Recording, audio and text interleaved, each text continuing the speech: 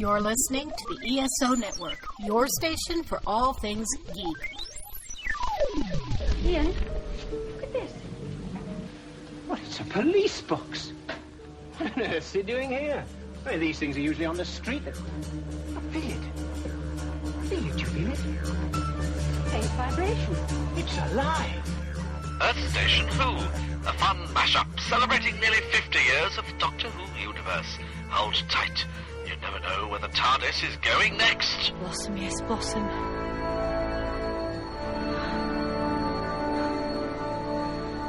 That's the only sad thing.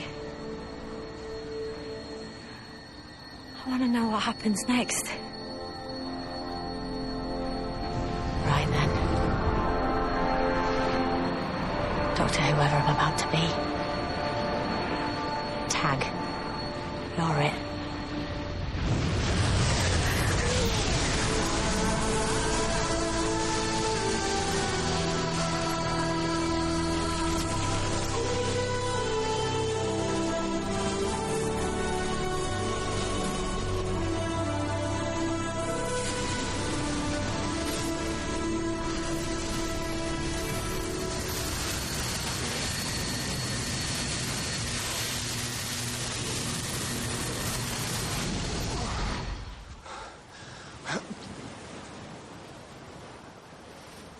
I know these teeth.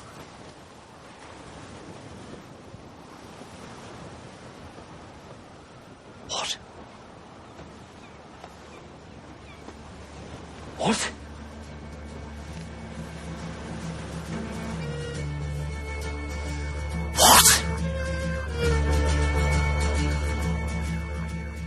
Hey there, everyone. Welcome to another episode of the Earth Station Who podcast. That's right, folks. We're back, and we are talking about the Second Doctor era. We're talking about the Abominable Snowmen. That's right. It's going to be interesting. This has one of those stories that we thought that was lost to time, and only one that had survived was the second episode of the series. But we got an animated version of it, so we got animated Second Doctor, Jamie, and of course, Victoria, the Screamer. So it was interesting to watch, and it's going to be a ton of fun to talk about. And we have a great crew here, of course, to talk about it. Let's, of course, say hi to Mary Ogle.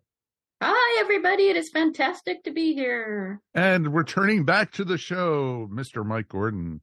Howdy. Was I gone? You were gone. You weren't on the last episode because we were down. Oh, that's right. Because you were on the road. We were on the road again, down in Pensacon. And once again, thanks for everyone who showed up at Pensacon. It was an amazing, amazing standing room only panel. When we had a ton of fun with it. It was a great, great show. And, thanks for the folks at Pensacon for actually hosting us. It was amazing to be part of it. And we've actually, if they'll have us back, we would love to come back next year. So absolutely. You guys look like you had so much fun. I definitely would like to take part in that. It looked like you guys were having a blast down there. Very much so. I think you would have loved it. I definitely think you're going to love it down there. And you get to ride the wonderful trolley that blows your ears out with the music. It was so awesome. I still can't listen to the Simple Minds, Don't You Forget About Me ever again without thinking. I couldn't listen to it beforehand, so there you go. So Pensacon, check it out, folks. It was a ton of fun. And definitely please let us know what you guys thought of our live episode. It was a ton of fun to talk all about Doctor Who, what we thought was coming up, what's happening, and that actually goes into what we're going to talk about with the basically Doctor Who news. There's not a ton of it. The only real news that, tons of rumors. We're not going to touch on that because, how many times do we just need egg on our face, as we like to say? But we definitely have, seen David Tennant is definitely heavily promoting it. Red Nose Day in the UK, David appeared as the 14th Doctor, and he was there, in full costume and had a little fun. And I saw glimpses of the segment. I didn't watch the whole thing. So it was nice to see him there. And, it's just like, David, please shave. You need to, It's like, are you growing a beard or not? That's the thing. So it was a ton of fun to see, and it was cool. And I'm going to be very curious. We're just about 6 months out now from the specials. God, can you believe it's 6 months already? Getting close. I know, it's pretty crazy. So exciting. Lots of filming going on. There is, and you've seen some of the filming, pictures and stuff. But again, we're not going to talk about that. And I'm very much excited for the new season. I am ready for new Doctor Who. I am so ready. So it's gonna be very interesting. As much as I love David Tennant. I'm a David Tennant fan, big time, and he's one of my favorite doctors of all time. I'm curious to see what they do with him coming back. I'm curious to see story-wise what that's like. What reasons they give us, because it seems so obvious as a contrived notion to get more eyes on the property, on the franchise, until they move it to the next Doctor, which I think I'm more anxious to see Shooty, really, to be honest with you, than anything. Like the stuff with David's going to be nice, but it's going to feel like, yeah, that's nice, but it's going to feel like listening to Big Finish before we get started with the real stuff. You know what I mean? Well, kind of. It's kind of like here in the States, a lot of us already knew that, the Ninth Doctor was going to be regenerating into the 10th Doctor after the first season, because we didn't get to see even the Ninth Doctor till after his season was over here in the UK, and he had regenerated, and the magazines were already, the 10th Doctor is here, that type of thing. Mm-hmm. So, basically it's kind of the same thing.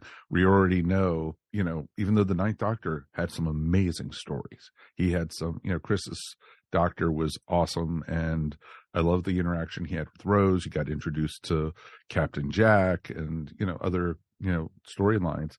But you also then already, coming onto it, already knew there was going to be another Doctor. It's kind of very similar to me, what they're doing. We already have. I'm going through the exact opposite, really. It's not similar to me at all, because I loved Chris Eggleston, and I had no idea who David Tennant was. And when I saw that episode, the last episode, when he changes to David Tennant, I was like, oh my God, am I not going to like this now? Because I had no idea what we were getting into. But it's the same thing. It's the same thing with me, because, I know who David Tennant is, but I have no idea who Shooty is. I've never. But I'm more excited for Shooty than I know who David Tennant was, and I'm more excited to see Shooty because I want to see what he does with it. I know what David Tennant did with it, but also David's coming in because, that's how we're getting Disney money. That's how we're getting. Oh, I know. All the interest. That's how you're getting all the Tennant fangirls back to, Doctor Who again. It's basically people gathering up interest because so many people left the series during the Chibnall Whittaker era. Yeah, I have some. Even before that with Peter Capaldi, they left too. What was that, Mary? I was just saying I have such mixed feelings about it, because I love David Tennant. I have nothing against David Tennant. No, not at all. I'm really excited to see Shooty, and I do not want him to be, overlooked. But the cynical part of me is I completely understand why you're doing this. Yes. Your ship went down, and you were trying anything to get people back, and that's a valid premise to come from. But not at the risk of overshadowing the next actor coming in. So I really hope people stick around. I mean, who knows if that strategy would work, whether people will stick around.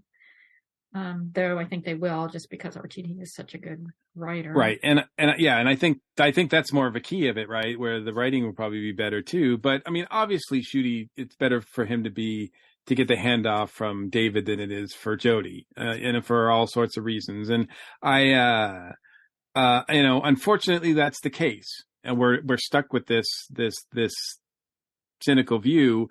But I mean, I understand why they're doing it too. It's just, I'm just more excited. Like me personally, I'm looking forward to the David Tennant, the 3 specials, and I'm going to be watching them with great interest. And I'm sure I'm going to love seeing David as the Doctor again, because I loved seeing him as the Doctor every time he's done it. That's not an issue, but I'm But to me, it's almost like been there, done that. I want to see where this show is going, and I want to see the new guy as soon as possible. Understandable. Yes. Yeah. And I mean, yeah, I agree with you, actually. no, I don't disagree either, Mike. And we're going to get him fairly quick. You know, sometimes when you get at the end of the season and you get to see the regeneration, you have to especially the new seasons and the last couple, years, we've had to wait almost a year to see the next Doctor. You're only going to have to wait like a month to get to see the next Doctor. Sure. So, well, yeah, if that, right? So, if that, so yeah, I mean, it's a weird situation. We've never been in this situation before. But I just feel like, David doing all these appearances as the Doctor to promote Doctor Who and everything. To me, I'm like, I know, I understand why they're doing it, and it's probably I hope it works because I want more eyes on this franchise. But it just feels like you're just the placeholder. You're not really like, I can't wait till the new guy really takes over. And by this time next year, Shooty's going to be the one doing all those appearances and speaking for the franchise. He's going to be the face of the franchise. And I'm so looking forward to that. Yeah. I mean, to be fair, Shooty is shooting right now. Right. And, so maybe David Tennant he was the one who was available. Yeah. For this. No, exactly. So, because maybe Matt Smith wasn't available or some of the others, because it just all depends. So I'll be very curious to see what they do. And I want to be blown away. So there you go. So hopefully, we definitely want to know what you guys think. Are you looking forward to seeing Tennant back, or are you okay with it only being for 3 episodes and then bring on Shooty? And hopefully Shooty will be with us for quite a few years. So at least 3. That's the standard right now. Yeah, I figure it'll be 3. Yeah. So, and hopefully it'll be 3 years of content, not 3 years of waiting around a year or 2. Right. Well, RTD does seem committed to getting back on a every year schedule. Yeah. So. I'm glad for that too. Mm-hmm. Exactly. Because I don't want to have to start thinking about who's Dr. 16. I'm not ready for that yet. No. So, but some of the British tabloids, as soon as Shooty's episodes start, Shooty unhappy with the show. He's planning on leaving after the first season. Yeah. So, who's going to be the next Doctor? I'm sure the tabloids are already trying to pick the next Doctor. I'm sure they are. Oh, of course they are. Of course. You guys also had another piece of news that you guys wanted to talk about a little bit. Yes. There is a side property that a lot of people may not have heard of, but it actually proved to be pretty popular and successful, which was something called Doctor Who Redacted, which was a podcast that premiered on BBC Radio 4. And now you can find it, Apple Podcast, Spotify, anywhere you look for podcasts. And it was special in that it was led by a LGBTQ producer, Ella Watts, who also picked a transgender head writer, Juno Dawson. The 3 lead characters are 3 queer women. Jodie Whittaker was also part of the cast. And it proved to be more successful than, even the BBC thought it was going to be. Ella Watts, the producer, she's the one who created it. She brought the concept to the BBC and they went with it. And then she hired Juno Dawson to create the characters and the plot. Well, Ella Watts tweeted back on March 9th that even though it had a very successful first season, that she had not been rehired for the second season. That in fact, she was dismissed with no reason at all and was being replaced by a man, James Goss. Now, this is nothing against James Goss, who is actually a quite talented writer of his own. He's been around a long time. He's done lots of novels and Big Finish. But, especially in light of, we recently lost a very dear friend who was a very outspoken advocate for gay rights, queer rights. And, all I can do is reflect on that and think we still have so far to go, because even if you bring a successful property, this is not the first time it's happened, by the way. This happens a lot to women. They helm a successful first season, and then when the property proves successful, the women are booted out and replaced by men. I'm very disappointed in the BBC for doing this, for taking this line, especially when they have tried to put themselves forward as going out of their way to promote diversity. I think that's pretty, not just from here, but I think that's pretty apparent that it's not true. They're not committed to it. I mean, I wish Ella Watts a lot of success. She was very gracious in the tweet she put out to her successor, but I'm very disappointed, and I hope this is not a trend, because we're already living in a world where especially trans people are being treated horribly. There's all sorts of laws that in the United States that are coming up, limiting rights, and the cruelty against children who are trans, against people who want to transition, against people who are just trying to live their lives is disgusting. And the last thing we need is somebody like the BBC, promoting that kind of hatred. And so I just wanted to bring it forward, to let people know, to encourage them to listen to the first season of Doctor Who Redacted, which, like I said, you can find on Apple Podcasts or Spotify or any of those type of podcast venues, and to perhaps consider writing the BBC or tweeting the BBC and letting them know that this is not the type of thing that you want to support as an audience, that you want to support creators who, brought a property that was successful. They did their job. And, it didn't matter in the end. What do you guys think? No, I agree completely with that. It's what you're saying, Mary. It's wrong, and it's showing a very, very bad trait right there. It's going exactly the opposite direction in which we should be going right now. And why ruin a good thing if it's so successful? And, it was her idea, so. Yeah, I didn't actually know about this until the whole thing. I didn't know about the podcast, or I know that it aired last year. Looking back and researching it, I wasn't aware that this was a thing at all. And it seemed to be semi-official. I mean, it's done by the BBC. I don't think Chibnall had anything to do with it. So maybe it's good. So see that alone. But my understanding is that Jodie appears on it, I think, right? Yes, she does. So, and the whole premise is that the Doctor is being redacted or erased from history, from the universe, and these women are trying to stop it. They're aware of it. They're trying to stop it, and it's a pretty interesting concept. Despite the success, obviously the BBC. This is not my understanding. I can't think of any other times that this has happened, but my understanding from reading the article and everything is this is not the first time the BBC has done this sort of thing.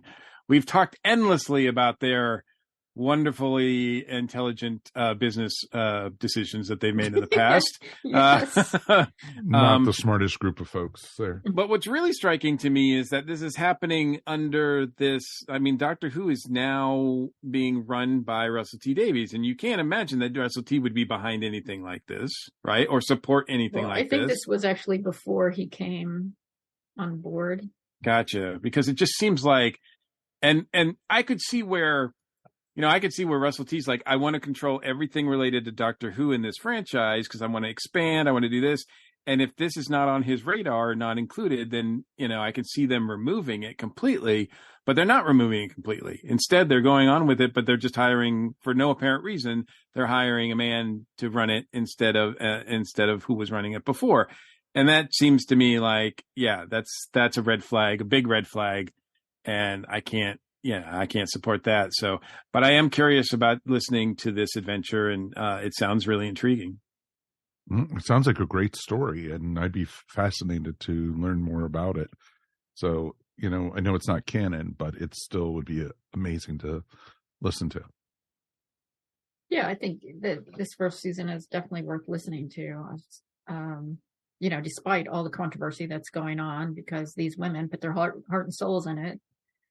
And, I don't want people to not, be aware of that and not to listen to their creativity.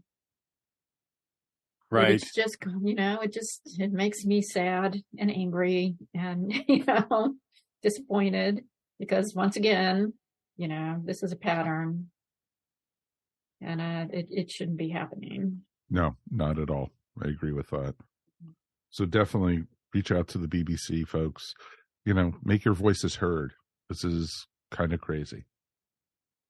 Yeah, it's and again, I can't imagine that, this is not the kind of publicity that I'm sure Russell wants associated with Doctor Who. Like, I'm sure he doesn't. I can't. Yeah. I'm sort of stunned that he hasn't done anything to sort of acknowledge this situation. I doubt he had anything to do with it. But he should have something to do with it. Like, he could if he wanted to now, right? At least speak out about say it. something. Yes, I agree. And I don't know why he hasn't. I wish he would. I have no idea whether he has any power over their radio properties or not, but he could at least show support. Yeah. Whether he does or not. Yeah. As the head of Doctor Who, like I said, the head of the franchise right now, if anything's related to it, it speaks on him, so I definitely think that, it would be interesting to see him comment or, do something anyway. So. Very much so. Very, very much so. So keep looking at this box. So if anything changes with it or any updates, we'll let you guys know. All right. I think this is a good time to take a break. Let's come back and we will talk all about the Abominable Snowmen. Ooh. Ooh.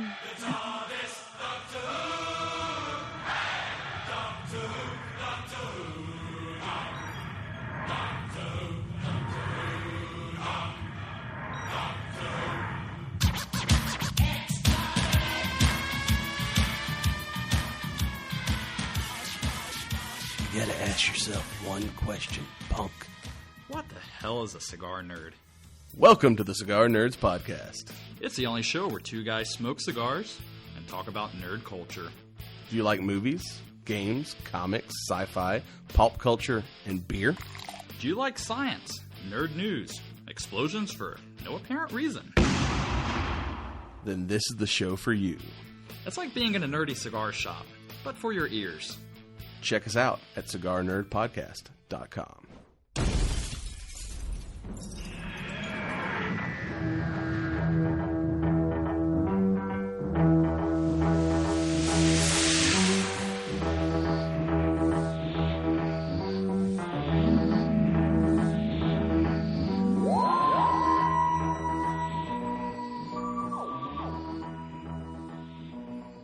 Welcome back. Now we are talking all about the Abominable Snowmen. We're going back to September 30th, 1967.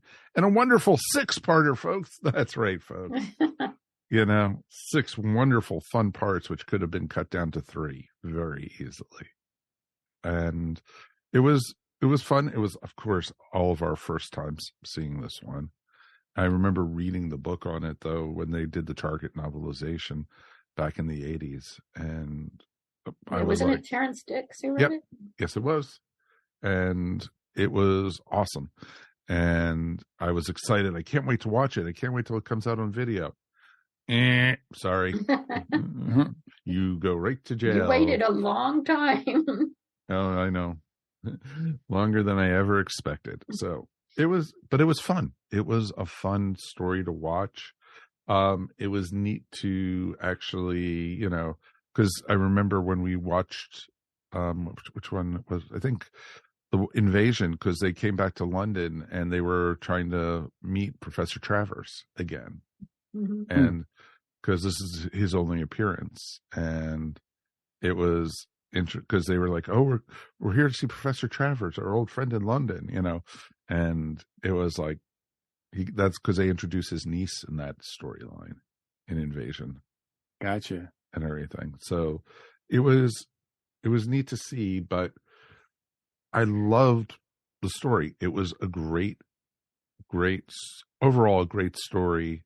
And, the first two parts, you didn't know if Travers was a good guy or a bad guy because he had the, trying to frame the doctor for the murder and, Right. everything. So what were your guys' initial opinions of this?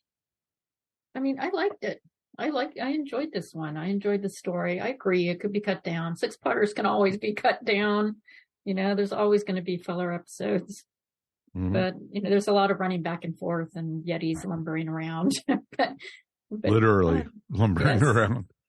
But the story is fun. And Patrick Troughton is great, as always. I did watch episode 2. The live action version so did of I. it that exists. Yeah, me too. Which I highly recommend people do, even after watching the animated version, because it's just really fun to see. Well, not just that, but it's also, you see that it ranks up there with like the Talons of Wei Chang with, Oh, race. yes, it does. I thought the same thing. Because it's an unfortunate sign of the times, but I did like the fact that the animated crew tried to fight that a bit. The representation that they gave for the Tibetans in the animated episodes, they changed the appearance so they're just not like white dudes, right? They're not just English white guys. dudes. Yeah. Exactly. So I did appreciate them trying to at least correct that a little bit. So rectify the mistake, so to speak. Oh, it was interesting, but I almost was like almost afraid after watching this to see how bad, the, how do you want to say it? The Padmasambhava? Is that how you, yeah. Hey, good luck. Yeah. Yeah. If, how bad he looked on camera. And, because was he a puppet or was he an actor in makeup? I was just... Yeah, I don't know. I haven't seen any pictures of him. I do know that when they made the animated version, the director took upon himself to be inspired by like EC Comics, the Crypt Keeper, to give him that look. And I can definitely see that. And I will say, like, I think to me, yeah, I mean, it's not perfect, and there's some, unfortunately, everybody seems to have much longer arms than really people do. But but I like the animation overall in this. I thought it was pretty good. Especially faces. I think, man, they're really getting faces down pretty good and facial expressions. But that scene at the end with the Great Intelligence when he was levitating and all that creeped me out. I mean, I thought that was really kind of effective animation stuff. Like usually the animated stuff doesn't creep me out because it's it's cartoonish, but in that case I thought it was very effective. It was probably more effective than it was really in real life. It was awesome, him floating above them and for stopping the bullet and stuff like. Yes. I was almost expecting Force lightning or something like that to come out. He was like the Emperor. He gave me that feeling of like Palpatine. Yes. Now we know where George Lucas got it from. Okay. Yeah, because he's got a version of this. So it's in the Lucas vault. The only thing about the animation is sometimes it gives me, this type of animation gives me flashbacks to like, the old Japanese cartoons we all watched as kids in the 80s, like Voltron or Thundercats, or, because they use less frames because they're trying to save money. Sure. And walking, they're like the walking is terrible. Oh, the waddling of the Yeti. Yeah, that was actually pretty hilarious. Yes. They were pretty. It was nice to see the Yeti in live action because that's what episode 2 does give us, and we get to see the Yeti in live action, and they look really kind of cool, and it's nice to see Jamie and Victoria. Absolutely. Well, Jamie, I don't know. I like Victoria, but she doesn't get anything. She doesn't get anything to do. No. She does something in this, but she's annoying as hell because she doesn't respect the monks. Like she's trying to break into their monastery, to the temple, to see like their like their master or whatever, because she doesn't believe what they believe. And I'm like, this is really rude. This is so rude. I mean, I know for plot reasons why they're doing it, but it just, she came across as so rude. And like, you're a guest here and you're like, I'm just going to sneak into this place I'm not supposed to go. Mm-hmm. No, very much so. Well, I mean, this was not a period where they were big on respecting other cultures in the media. No. Well, yeah. Or in media. I was going to say, like, yeah, when all the Tibetans are played by English white guys. Exactly. Sure. Yeah. Yeah. Sensitivity is their middle name. Victoria's not played by an English white guy. They finally got over that. But this is, I mean, I think the one thing we haven't talked about, and of course we have to talk about, is that this is the first story where we get introduced to the Great Intelligence. Yes. Yes. And, his whispery voice here, first of all, it didn't annoy me. Later on, in later incarnations, it kind of annoys me. But here it didn't annoy me. And I thought, well, this is because he's inhabiting this like 300-year-old monk. 300 years. Yeah. And I'm like, that's why he's whispering and talking like this. I mean, there's no reason for this to continue throughout his other iterations. And yet, Well, they were doing a good job, when you had the actual person talking and then when the Great Intelligence was like hissing almost. Right. Mm-hmm. And, like he was asserting his control over him. And yeah. And so it was that I actually liked a lot. It was starting to get on my nerves towards the end of the episode. And it's like, and then at the end, I'm free finally. And then he vanishes almost into, he disappears almost like, into the Force again, another, sorry to do all these Star Wars references, but. But if the shoe fits. Exactly. And it was just very interesting with that. And Patrick and, Frasier were awesome in this, as always. Yeah. Oh, yeah. Yeah. And it was awesome. I'm a Highlander. I can handle the cold, doctor. Oh, his poor knees. His knees were turning blue. Was he wearing anything at all under that kilt? Because he was freezing his nuts off. Oh, I'm sure he was. If he's a true Scotsman, he was clean all the way down there. I mean, they try to give all of them something to do, but like I said, unfortunately, Victoria just comes across as, I mean, she's like, we need to go fight. Like, she wants to go hunting after this big, large creature that she sees. And Jamie's like, no, we have to stay. She's like, no, let's go. As soon as it shows up, she's like, let's get out of here. And it's like, he's like, you're not really going to go in that cave, are you? And he's like, yeah, like, come on. I mean, we're here. Yeah, exactly. She just goes like, pulls a 180 and then it's just, she just annoys me through the whole thing. I just found her very annoying. Unfortunately, she's not one of my favorites anyway. In all truth, I can go back to most of the episodes with Victoria, and we all have found her very annoying overall. She's one of the the weaker companions, truthfully. Yeah, I think so. I think Mary's been a fan, but I'll say I don't mind her, or it's just that on the great pantheon of bad companions, I just don't.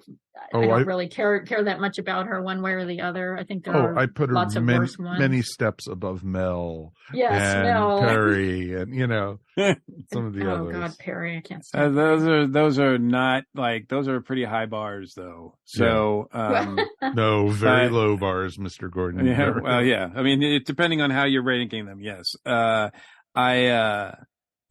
mean, I certainly wouldn't put her there either, but I actually, I probably would. She's probably like in my top 5 of least favorite companions.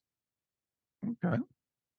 Fair enough. I just, cause she's just more so like, it's one of those things where she doesn't need to be there. I mean, I find her even more annoying because I would just be like, why can't we just be Patrick and Frasier? Like, that would be wonderful. But instead they feel like they have to put in this, attractive female or whatever, just to, have the ratings or whatever. And she serves no real purpose. Yeah. Well, I mean, I agree. She doesn't really need to be there. That they don't give her a lot to do, and No. it's true. Or when they do, it is usually annoying. I'll agree with that. Yeah. So yeah, I mean, yeah, she's in this, so it's like, I'm not. That was something. And they rectify it after this because Zoe is one of my favorite companions. So it's not that I don't want so much better. Yeah. It's not that I don't want anybody to impede on like the bromance between like the Doctor and Jamie, but Zoe's great, but Victoria not so much to me. So, but I've heard so much about the Yeti. They're a big part of classic Doctor Who that I don't think really, I mean, during this period, and then I think one other storyline, right? And then they just disappear because nobody does anything with them. But it should be told, too, that we don't, I mean, until the end anyway, we don't actually see, they're not actually Yeti. They are robots. Yes, because the real Yeti are not violent. The real Yeti are not violent and don't look like this either. Well, at least according to the cartoonish version of what we see. But. Right. Though, frankly, even the robot Yeti aren't all that violent. They just sort of lumber around and, swing their arms a little bit. They just bump into things. Yes. But they do show up again, right? Oh, yeah. Yes. Okay.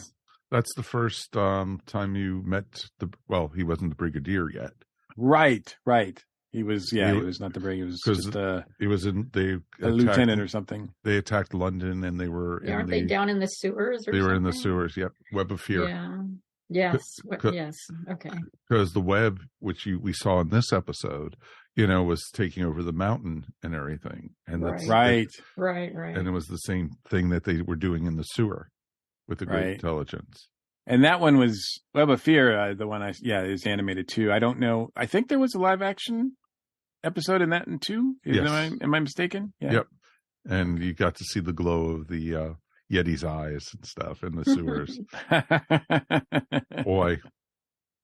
Yes. But I think, the animation keeps getting better, especially the faces. I mean, there were times when I wasn't even thinking that this was a animated representation. I mean, I wasn't fooled into thinking it was live action, but I just, wasn't even thinking about it. In the way of it. Yeah. Right, exactly. And I am very sad that this is the last one that we're going to get for a while. They made it clear that BBC America pulled out of the financing, and as far as I know, they don't have another contributor yet. So the rumor was that they were working on Wheel of Space when they Wheel of Fortune. Yeah. So when that's how they were trying to get the money. Exactly. When the money got pulled. So, it would have been great because that was the first Zoe story. So, yeah. I do want to see, look, there's so many that are, that are still missing, but we're so close, we're that much closer to getting a full run of these. So I would like to see them continue to do it. And my favorite Doctor has like the most missing ones, or, most of the missing ones too. So like, I definitely want to see those at some point. Hartnell ones, they can take their time on, but just finish the Troughton run. Because I do think, like I said, I mean, compared to, Reign of Terror or Moonbase, I mean, those were animated and they were not. They were horrible. Yeah, they were not. Yeah. But yeah, you're right. I noticed that about the faces too. Like even what was the last one we saw? The last Galaxy 4. Galaxy 4. Yeah, Galaxy 4, it was. Yeah. The faces were not nearly as good. Mm-mm. Yeah, Macroterra as well. Mm-hmm. I mean, they've done so many, and they get better and better, and so I'm just hoping that they can find another contributor. I'm not sure what the exact relationship is. I know that Big Finish helps them with the creative end of it, get these done, but if they would just pass these off to Big Finish to get them done, I think that would be awesome too. But I mean, I don't know how much these cost, and I guess Big Finish wouldn't be enough to like help fund them. But if there was only a company from that has a mouse as a mascot that could help That them has out. enormous amounts of money. So, well, if Disney Plus was going to, and we still don't know this for sure, do we? If Disney Plus was going to include the classic stories, then it would make perfect sense for them to, throw out some money so that they could be finished. But I don't know if that's going to be the case. I did see some sort of promo image. I don't know if it was official or not, but it said like the 60th anniversary, and it had Hartnell and on one side, and it had Shooty on the other. And I was thinking, like, oh, well, maybe they are including classic series if they're including Hartnell in this promo image. But I don't know, A, if it was official, and B, I don't know. That doesn't mean necessarily that they're going to have all the classic Who on. I have a Disney feeling that was fan made. It's gorgeous because I put it up on the ESW page. Yeah, it looks fan made, but yeah, I don't know. But it would be awesome. But there has not been any news if it's classic series also, because I think the main place right now to get it is BritBox. Yes, that's where I've been watching them. Yeah. So I don't. Except for the animated ones like these, we have to buy them. So correct. Yeah. I don't mind. I add it to my collection. So no, absolutely. And I will be a completist and try to get all of them eventually. Might be one of my dying wishes, but bring me the Highlander. I have to ask you though, are you trying to have a complete home set, like physical media of the entire franchise of Doctor Who? Yes. Oh wow. Okay. I was completist with the Target books. I had every one of the Target books of the old series that they put out. And, as they did it, I had to import them. It helped when I was in high school that I was working at a bookstore. So I was able to have the manager of the store order them for me. But it was still tough to get a lot of them. And if I didn't need drinking money when I was in college, I probably would still have them to this day. I have no, well, there's certain periods I'm just like, I'm not really need to own those, but I have a complete run of the Fourth Doctor, and I would love to have a complete run on the Second Doctor.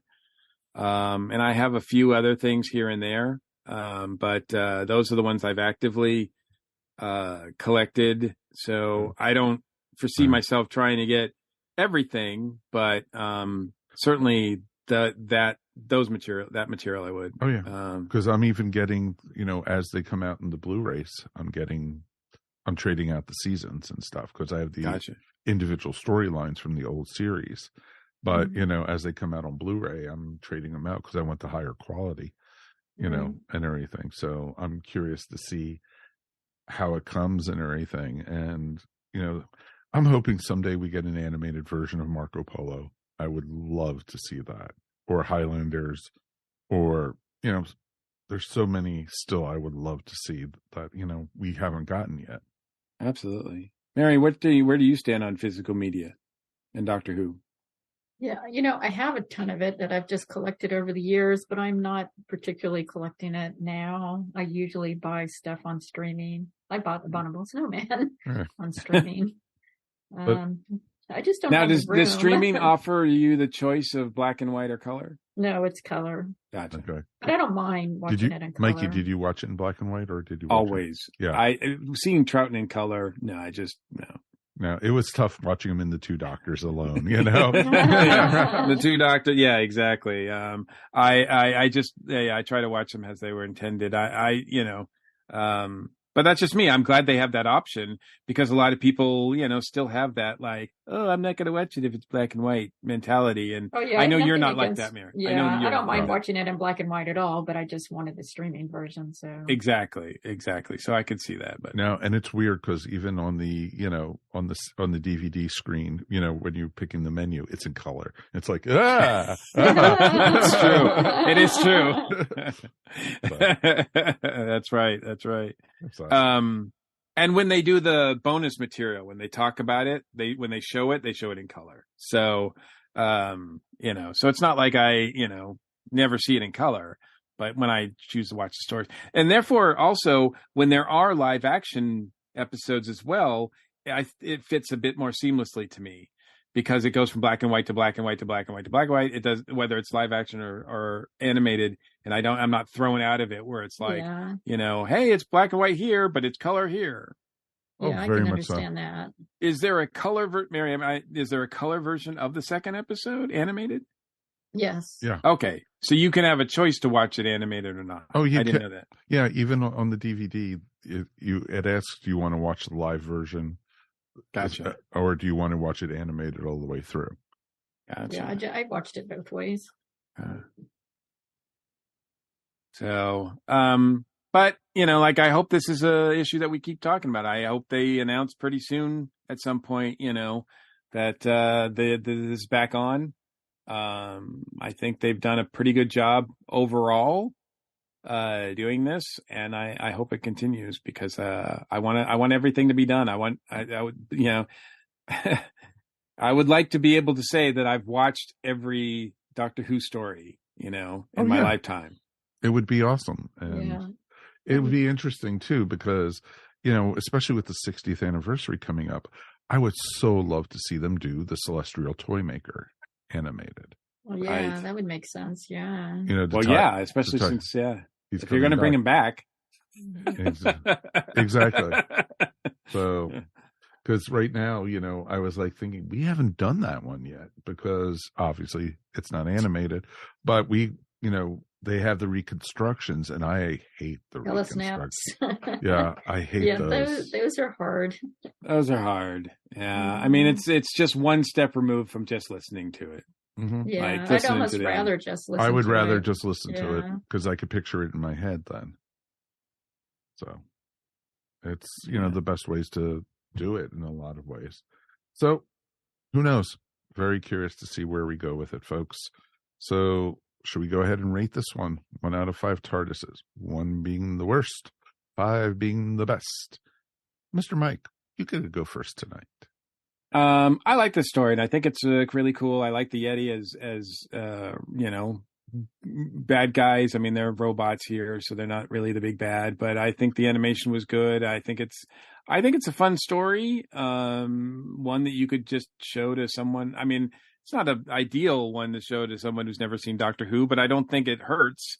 So I'd give this a solid 4. I can see myself watching this one again. Obviously, it's important because it introduces the Great Intelligence, who shows up many, many more times after this.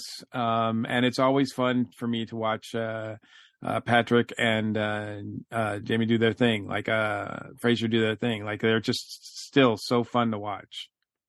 No, agree completely. Mary. Actually, I really enjoyed this story. I think I'm even going to go as high as a 4.5 because you're giving that half point for Victoria that I took out. Right. Actually, I'm taking off half a point because there's filler episodes. I mean, it's a 6 episode arc, and those are almost always too long.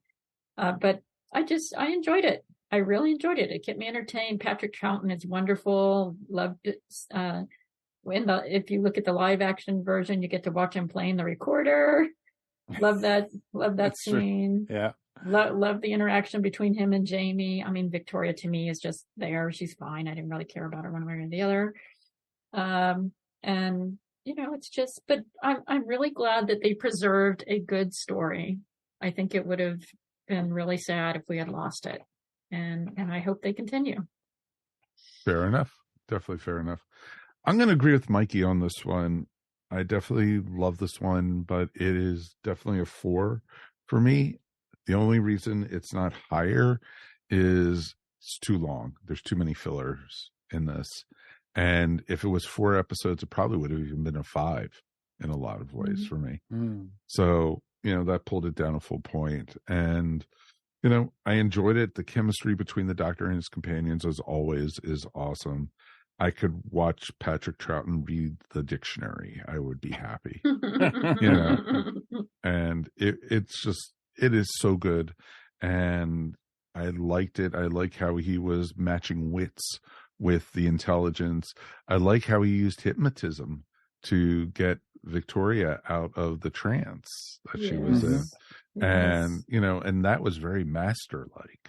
And, how he was. Oh, speaking of which, man, they mention Master all the time in this, and it throws me out of it because I'm like, I know the Master's not around yet, so stop using that word. Not that Master. Exactly. He's not Gallifreyan, folks. He's not, because even it even complicates things more, because at one point the quote unquote Master says that he used to be friends with the Doctor and he knows the Doctor, and I'm like, it can't be the Master.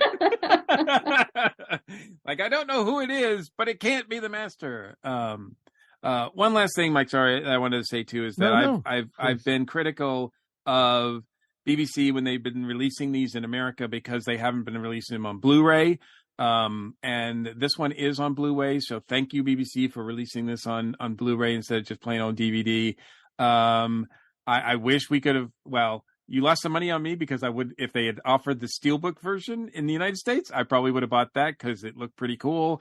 But, as it was, I'm glad it was on Blu-ray as a choice, because traditionally all the animated ones that I have are on just DVD because that's as far as they'll go on United States releases.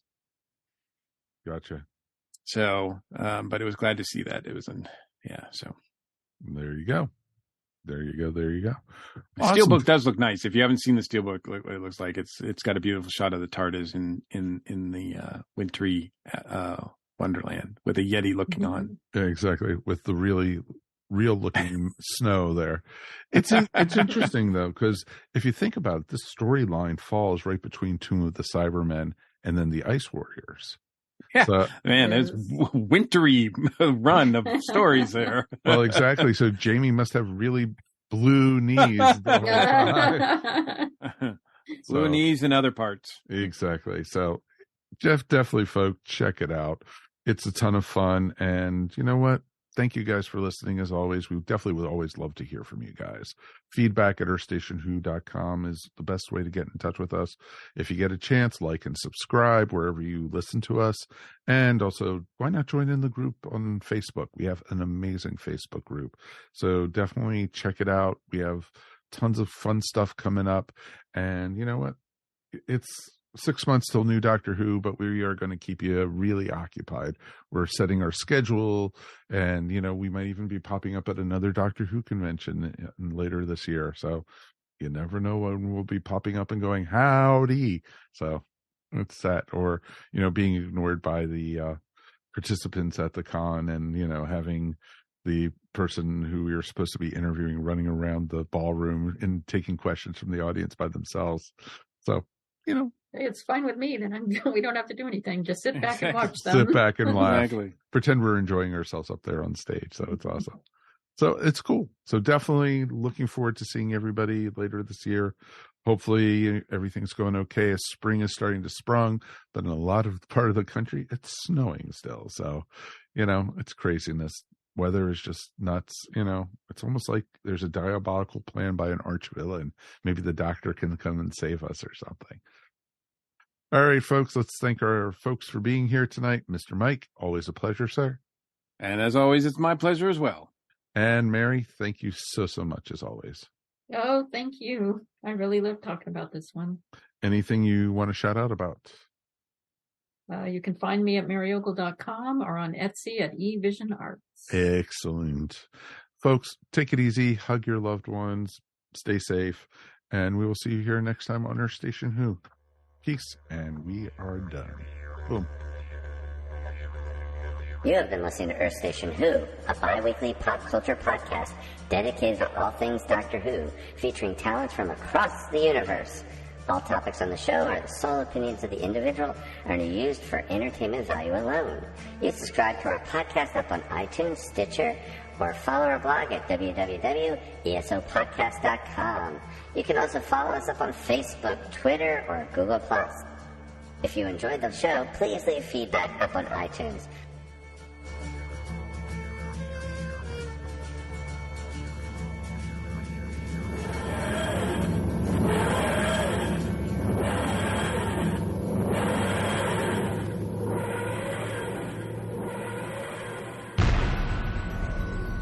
This has been a broadcast of the ESO Network. Be part of the crew and help support our shows by donating to our ESO Patreon or by shopping at the TeePublic store, which can all be found at www.esonetwork.com. The ESO Network, your station for all things geek.